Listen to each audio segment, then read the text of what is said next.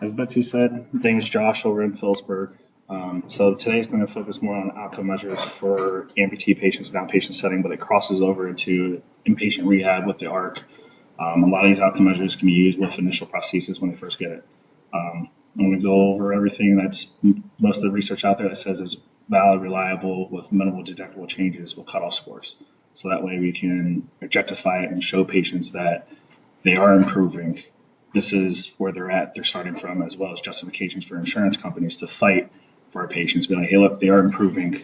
They deserve more time in inpatient rehab or outpatient setting.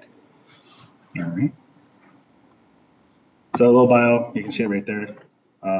This is my time at Walter Reed in Bethesda, and that's Prince Harry. All right. So objectives. Demonstrating understanding of objective outcome measures based upon ISC model. Same thing with demonstrating understanding of subjective outcome measures based upon ISC model. Understand the rationale for appropriate application of the K levels with the AMPRO, NO-PRO specifically, and understanding how to use that indicator, that test. We'll go over that more in detail. I'm actually going to go over that test in depth because a lot of clinicians actually score it wrong. There's different little nuances that you're allowed to do with other tests you can't do. All right, so amputations. According to the Amputee Coalition, there's over 2 million Americans living with limb loss, about 185,000 per year, and 1 out of 200 Americans. So specifically for the Lehigh Valley, census in 2010 was 820,000 people. So approximately about 4,100 people will have an amputation within Lehigh Valley currently. So that's a lot of the patients that we can help treat as well as follow-up care. So energy expenditures. I thought this is important because we got to keep in mind when we select an outcome measure that they can tolerate it. So perfect example, Chow et al. From 2006, traumatic transtibial use at least 25% more energy. Vascular transtibial have used 40% more energy. And Sheldon et al. 2003, traumatic transfemoral use 68%. And then vascular transfemoral, vascular, peripheral neuropathy, vascular disease, poor circulation, they use 100% more energy than the average person. So key IFC definitions, I'm mainly going to focus on activity and participation, but this is a nice reference so you can compare back and look at it. All right, so first section, subjective participation measures. So there's other ones out there that are a little bit longer. I decided to focus on the ones that are quick, that we can use in the clinic setting that doesn't take a lot of time. I do go over, I want to post up on the H drive as well as I drive some of the longer ones that you can use, but specific for this right here, I try to keep time as an important reference. All right, so we're going to go over the ABC scale, Hoehn scale, as well as locomotor capability index and plus. All right, so ABC scale, nice thing with photo, it's already built in. So we use that in outpatient as a subjective measure for patients when they come in to gauge how they're doing with a certain disease that they have. The nice thing with that is it's built in so we can just add it. So I don't have to go over that question with the patient. They sort of fill that out themselves. It's 16 items. It's rated balanced confidence with activities from 0 to 100%, 0 no confidence, 100% completely confident. So the research, Miller et al. 2003, Herbert et al. 2009, validity positive correlation using the TUG 2-minute walk test. Correlation had 0.84 to 0.95, which is awesome. And the reliability for it, inter-rater 0.87, intra-rater 0.95. And here's the most important part. So is et al. 2009 determined a cutoff score for fallers with unilateral transtibial and femoral of 80.2 or less is a faller. So this is significant for us because if someone scores below that, we can say, look, they need to reach at least 80.2 to be not a faller. So if they're at 60%, we know, hey, look, we need to get to another 20% to where they should be according to research. BK as well as AK? BK as well as AK, correct. The Hoehn scale, 4-question survey, which is nice, short. It takes you maybe 2-3 minutes if you're efficient at it. Assess the person's perception of prosthetic use. First 3 items is scored from 0 to 3. 0 is dependent, 3 is completely independent. The 4th question has 3 parts. It's yes or no, and there's a point given for each part. So the max score you can get is 12 points. And then the research with it, Devon et al. 2004, Millet et al. 2001, and Wong 2016. Validity shows positive correlation with medical outcomes study, 36 item, which I actually have, I'll put up, as well as a 2-minute walk test, as well as ABC scale, tug, 2-minute walk. And that's specifically from Wong et al. So the reliability of it, high as well, intra, 0.95, 0.96. Clinical applications for us, including inpatient rehab, as well as outpatient services. This is important right here. Horn scale, greater than 9. They're independent community ambulator, K3 level. That's how I compare it to the AmPro. For scores 6 to 8, they're considered household and limited community ambulator, K2 level. As well as they score less than 5, they're limited household ambulator, it correlates to a K1 level, which is important because when you do the AmPro score, when I go over that, you can make relations to that.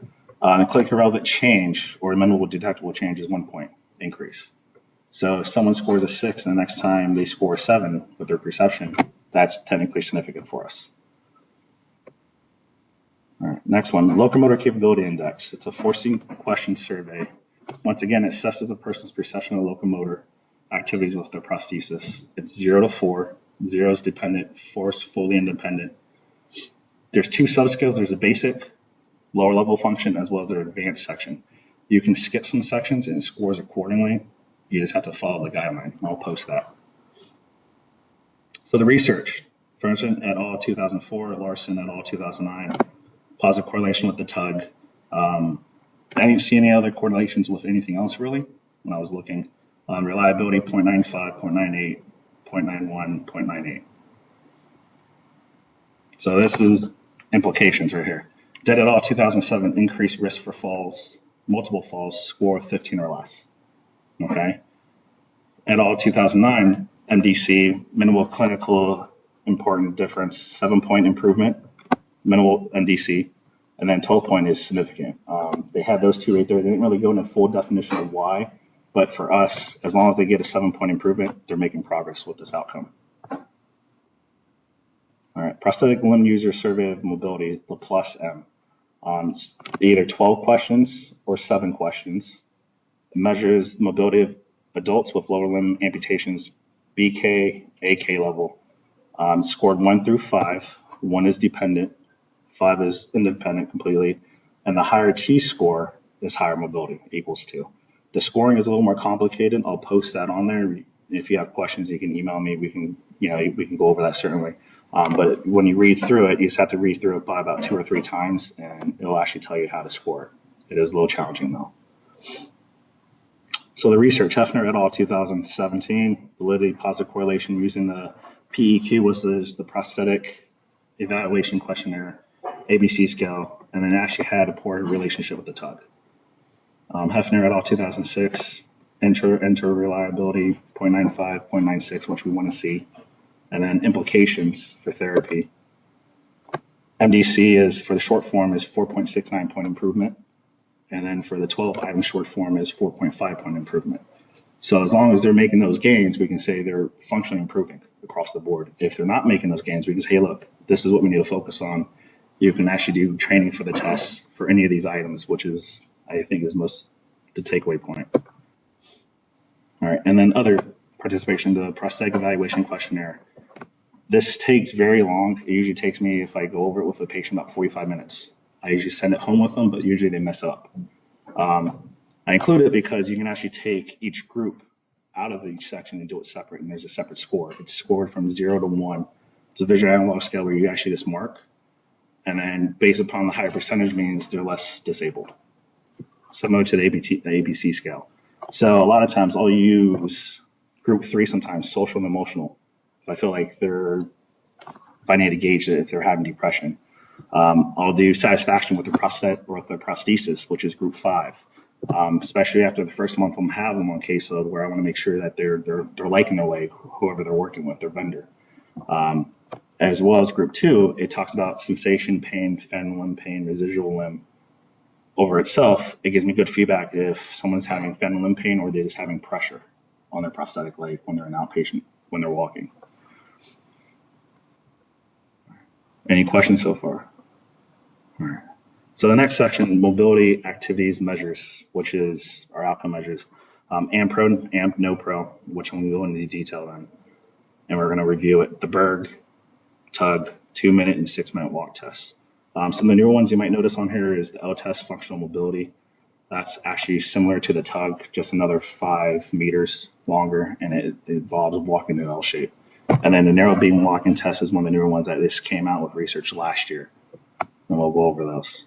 There's other tests out there that you can do, but they're not valid yet for the amputee populations. There's no minimal detectable changes or cutoff scores, but you could still use them if there's a ceiling effect. For example, DGI, you can use 10-meter walk test. The average is 1.2 meters for an average adult, up to 1.4. All right. So the AMP Pro, AMP No Pro, created to describe 5 levels of function, ability, and turn designate the appropriate prosthetic componentry for each class level for amputees. It takes 15 minutes, the most commonly used tool for justification of prosthetic limb. This is what the insurance company is looking at to justify a prosthetic component for our patients. This is what mandates everything. If we submit paperwork to get a prosthetic leg, we don't have the AMPRO through Medicare, they will deny it right off the bat. We have to have the AMPRO in there because it helps determine what kind of components they will have later on. The reason I'm going to go over that in detail because a lot of patients, some therapists out there score it wrong because it's worded differently. So I want to make sure we go over that because this is key. This will determine their leg for the rest of the next 3 to 5 years until they're eligible for another prosthesis. So if we don't get into the highest level that we can, we're going to hold them back for the next 3 to 5 years. All right, so K levels, American Academy of Orthotists and Prosthetists. I'm not going to go over that. You guys can sort of read it on your own. I'm going to go over what it means with PT implications.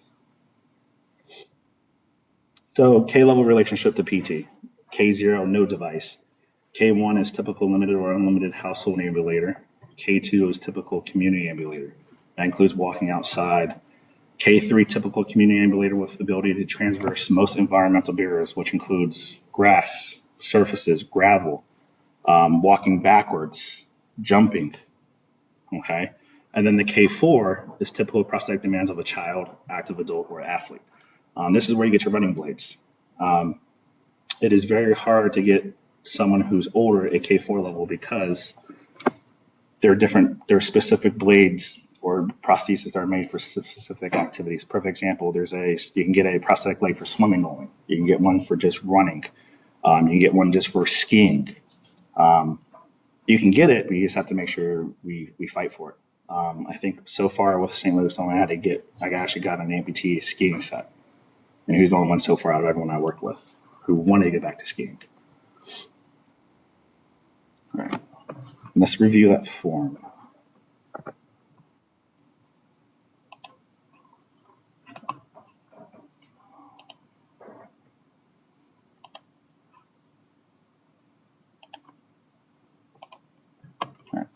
So the first section right here, this is the one I like to have. Like I said, I'm going to put it up on the H drive and I drive so everyone has access to it.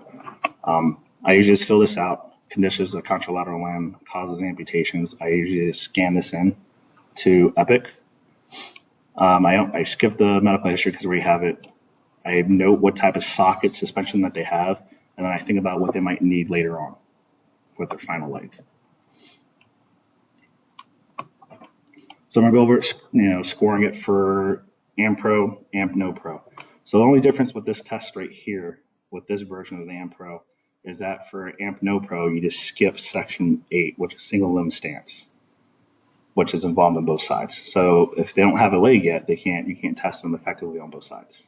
So that's the only item you skip, and then everything else you'll do with the patient with a prosthesis and without a prosthesis if you have to. Okay. So what you're going to notice when we go through this test, there's a lot of components similar to the Berg, Tenetti, and DGI. They're sort of mixed together in this test.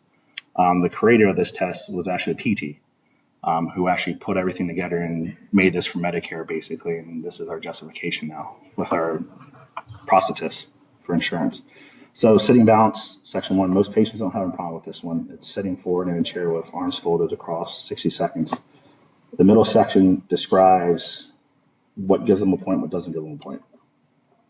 So sitting reaching, typically most patients can do this one fine. chair-to-chair transfers. This is one where most therapists sometimes skip over.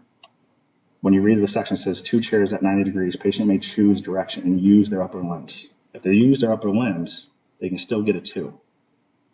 Okay? Berg, if they use their arms, it's automatically downgraded. So that's the big difference with that one, where a lot of clinicians sort of skip over that because they're comparing it to the Berg. So a lot of patients, as long as they're safe and independent, appears to be steady, and you don't touch them, they get a 2 with that one, as long as they can transfer independently. Arise from a chair, ask the patient fold arms across their arms, and then stand up. Now this one here has to be without use of arms for the score of 2. Same thing with attempts to rise from a chair. If they stood up without hesitation or rocking for item 4, you just have them repeat it again.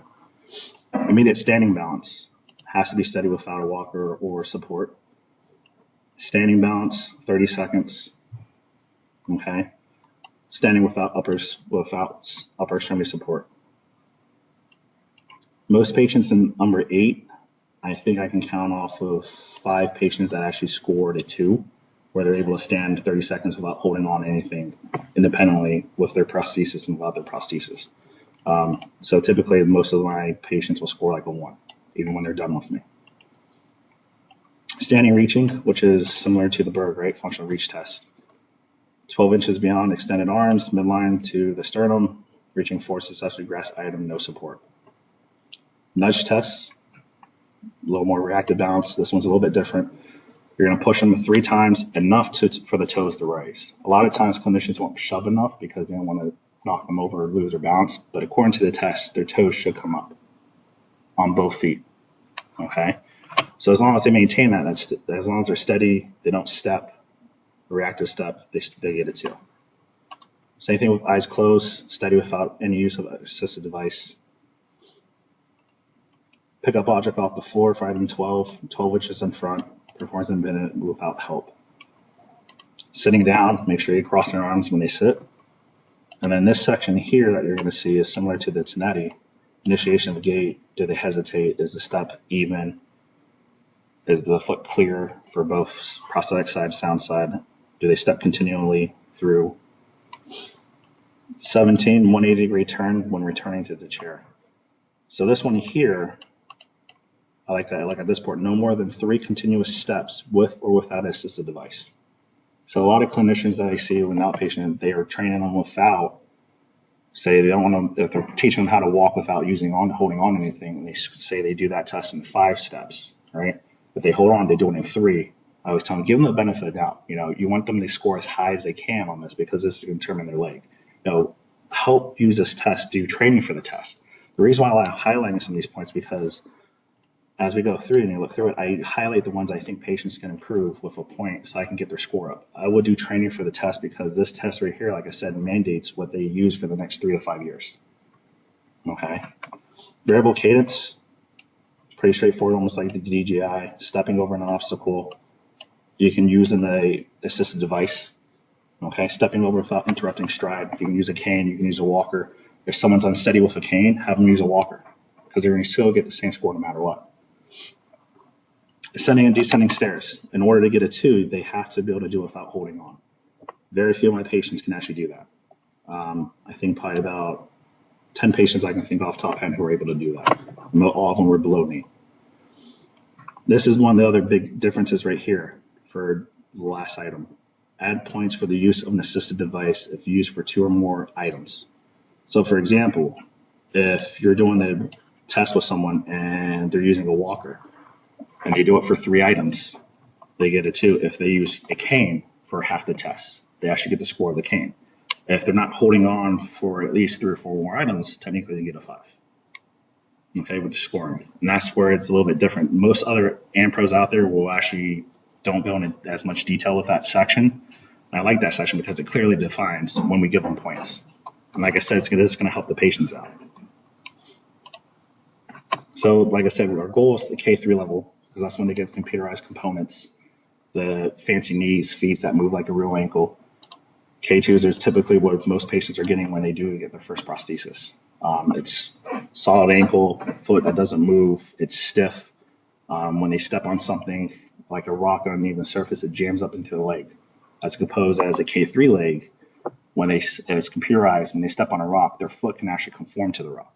You know, it moves like a real foot. And that's why I put so much emphasis of trying to get them to the K3 level, because that's a foot that's going to act like their real leg, you know, the real foot that they had before. So I like to do training for the test a lot. You know, we do a lot, you know, we hit like, this is what your score we need to get you to here. I give them feedback and I give them, hey, this is how we can improve it. All right. Any questions with that? How do we check in here?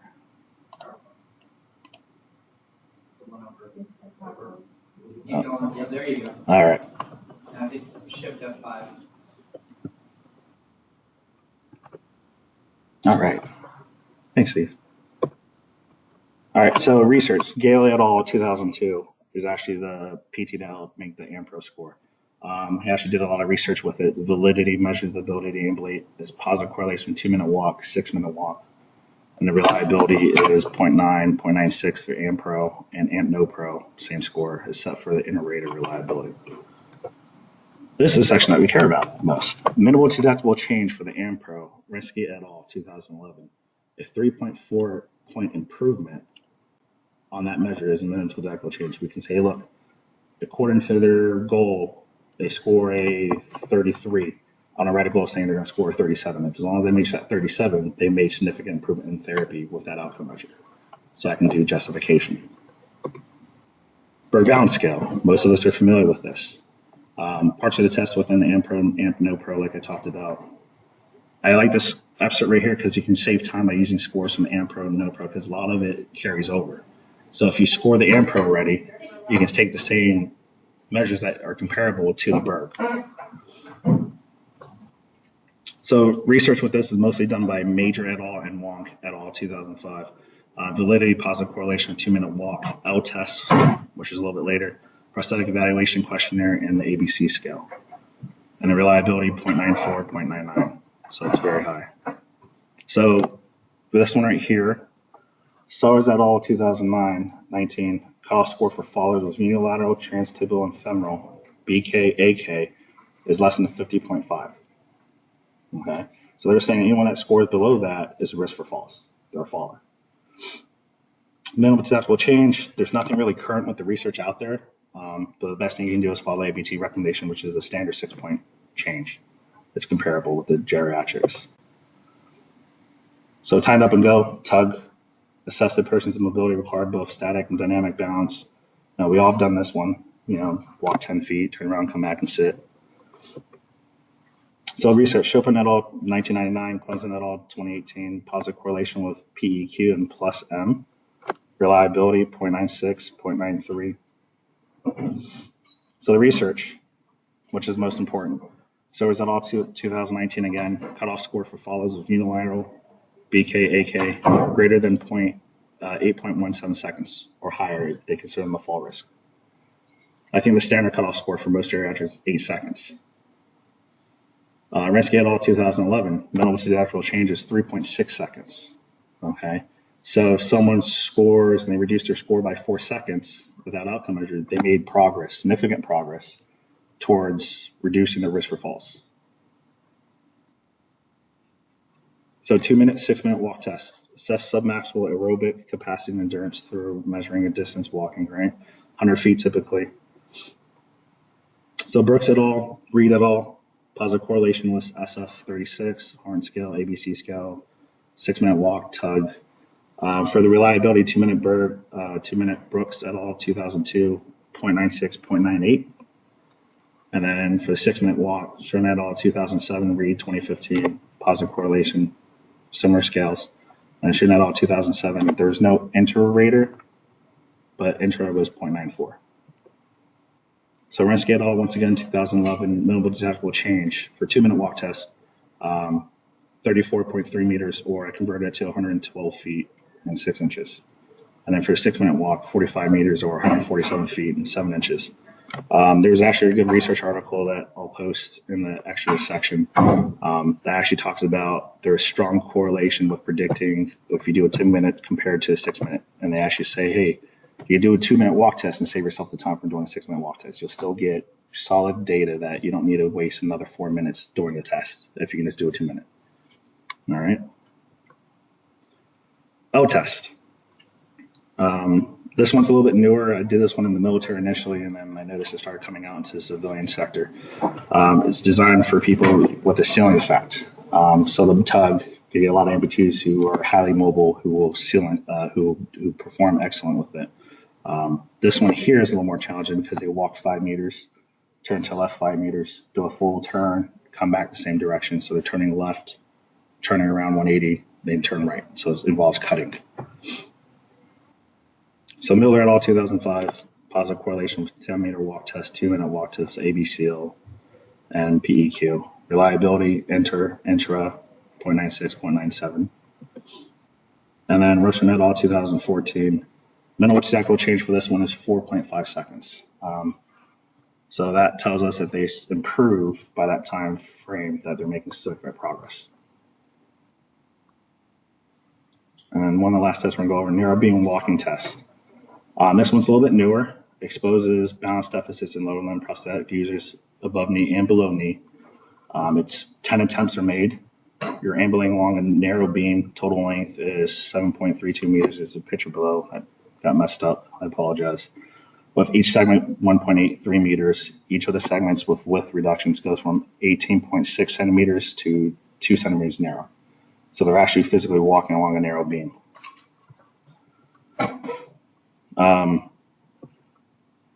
So the validity with that one right there, so is that all 2018. Like I said, this test was made last year. Positive correlation with the tug, Berg, and four square step test. Reliability, there's nothing out there yet, but I actually saw that he submitted a proposal to conduct that one, I think, in 2019 this year. And he's doing a study currently to get data for that. MDC, there's nothing out there yet.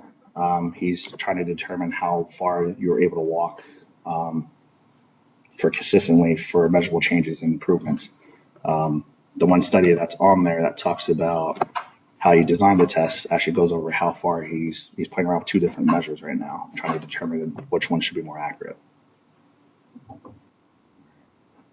Question. So like I said, a lot of this right here is just going over what we should be doing in outpatient setting, inpatient setting with current outcome measures that are valid and reliable for amputees, as well as including minimal detectable changes so that way we get justification. The key with this, and the reason why I think it's so important, is because some people might not know this, but for the amputees to get their prosthetic leg, the insurance company are looking at the MD notes as well as the therapist notes. We can actually pull our notes and use that for justification to get someone a leg. I actually did that a few times this past year, where they're actually insurance companies are looking at our information now. Before, in the past, they only looked at the MD notes. They never considered the PT notes or the prosthetic vendor's notes. Now they are. And then the more that we do with it, it gives them more information. I gave you a bunch of different tests on there that you can do. You don't have to do them all. Pick and choose which ones that are most appropriate. But I try to give you a variety that are valid and reliable. And like I said, if you want to use a DGI, you can still use a DGI, just use the general geriatric measures that are available out there. Same thing with a 10-meter walk test. But currently, none of those are valid for the amputee population. All right. If you had to pick your favorite group, what would you recommend in the clinical evaluation? I always do the ABC and the Horn scale because it's 4 questions. And they have positive correlation with using those 2 measures, where if you capture those 2, you're doing well. And then for the activity measures, I have to do the AMPRO always with that one there to get patients, and usually I do a tug and then a Berg. Are you seeing any difference between those who have, we'll say, a BK and have immediate fitting and leave the operating room with a prosthetic leg, and those who don't get it until a month later? I have, strictly from the military setting. So when I was down at Walter Reed, we used to fit patients with IPOPs, which are post-operative prosthesis. They're only specific and they're only used for certain patients that traumatic amputation, intact skin, no comorbidities, and they're cognitively intact, so that way they can manage their leg and they know what to do. Basically, they cast their the prosthesis on them, so it's non-weight bearing on this surgical site. It works well. It gets them up and moving. But most of our patients that we see in our civilian sector, especially here, they're slow wound healing. They have comorbidities that prevent them from healing effectively. Poor sensation where I wouldn't trust in one of my patients who are diabetic putting on an IPOP because they can't feel their foot. Does that answer your question? Absolutely. Okay, correct. Because I experienced with immediate fitting and coming up here and doing it with patients. That's, those while we get traumatic. Yep. And it's a perfect candidate for the young person. Yep. Yes. So you said you do a lot of practicing for the test. When do you actually do the AMPRO test? You're like, okay, this is the test that's we're gonna send in. Like, how do you determine that, or is that determined kind of by something else? So usually if they first get their leg, they usually have NoPro conducted so they can get the leg. And I'll wait at least 2 weeks so that way I can get them trained with the leg. They're wearing the leg effectively. A lot of it's wearing schedule so they can tolerate the leg. And then I'll do it by 2 weeks to 4 weeks before the first update. And I'll add that in there and I'll write a goal in my section that says, hey, we'll conduct AMPRO within 2 to 4 weeks. And then I'll indicate it when I conduct it. The only difference is when I get someone from the ARC who's already gone through the initial prosthesis training, it saves me that time where they come out, they're already wearing the leg, they're walking on it for usually 6 to 8 hours. They're using the walker consistently. I will do the AMPRO day 1 then. And then I measure, see where they're scoring at. And then, like I said, I'll highlight 3 items that I think they can improve within that month frame to increase their score. And I'll keep doing that until we reach that goal.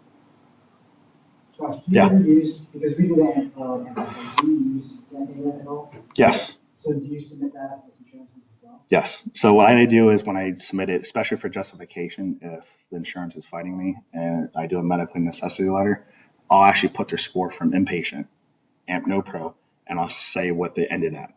So they went from, say, a K2 level without a prosthesis and they end up at a high K3 level of, say, 40 out of 47.